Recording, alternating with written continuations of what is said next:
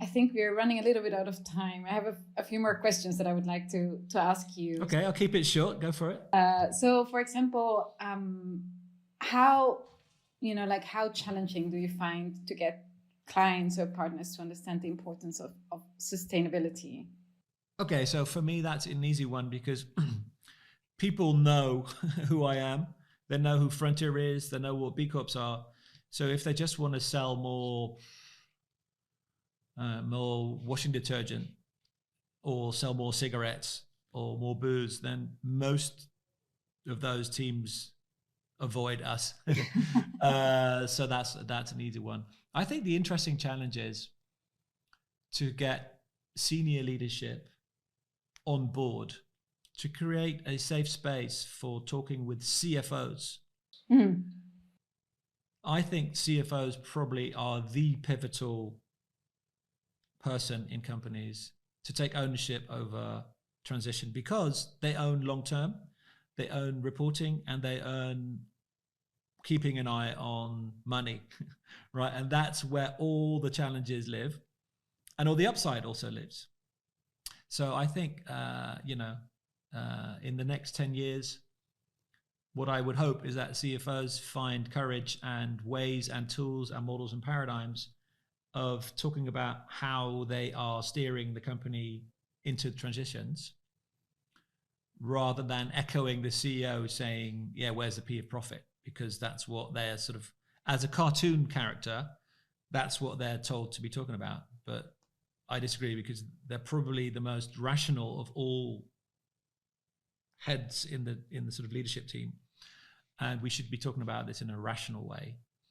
And sometimes we need to also bring morals and values into the discussion about money. Because as a construct, money is amoral, right? Money doesn't care. Money doesn't care what's done with it. Money has no opinion.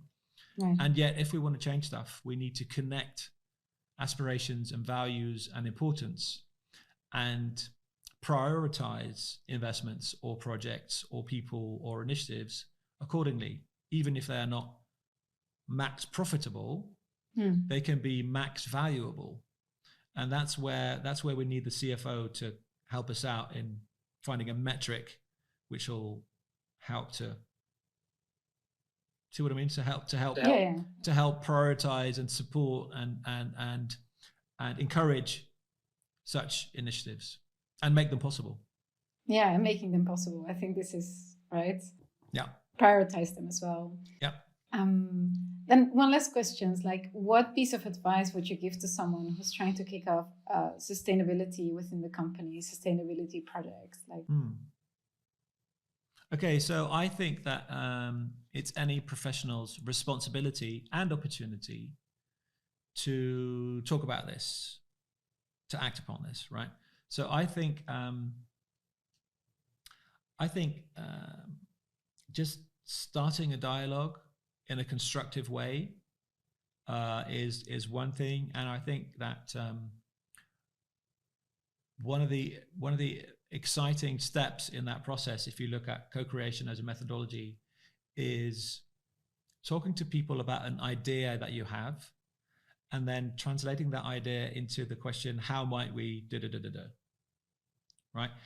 Because the how might we, or the design question, is probably the most powerful tool in the whole paradigm of design thinking, because it has these three wonderful ingredients, right? It's like how, not if or could, no, how. So it's very optimistic. Might, so it's exploratory. It's not saying must or will. It's like how might, and we. So you're automatically including others, and you're starting off on the question. So who else should we include?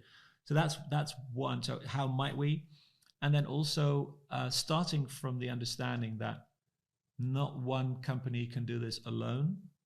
So talking to others and sort of giving others a course of action and contributing. And then understanding that if this happens, then somebody has to lead the change, and it might well be you. So, like we mentioned before, leadership is going to come top down in terms of creating meaning, bottom up in terms of energy, and from the middle out in terms of projects and initiatives and connections. Thank you so much, James. It was a pleasure and very inspiring talking to you. Thank you very much. Yeah, thank you for your time. I think, is there anything else you would like to share with us, or?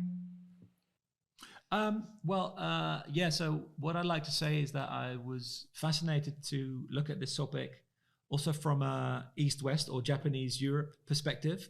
I never really thought about that. And if there's anyone in Japan who wants to discuss with us, how we can bring this sort of open-minded, outside-of-the-box way of working into Japan, I'd be delighted. We work around the world, and so far we've not felt any cultural barriers in using this methodology. So if anyone disagrees, I'm very interested to hear why. And if anyone agrees, I would say collaborate, because the alternative is to die, basically. So let's go for it. Yes. We'll link to your book as well. Definitely. Oh, thank you. Thank you. Yeah. So thank you so much, James. And hopefully we'll speak to you soon. Sayonara.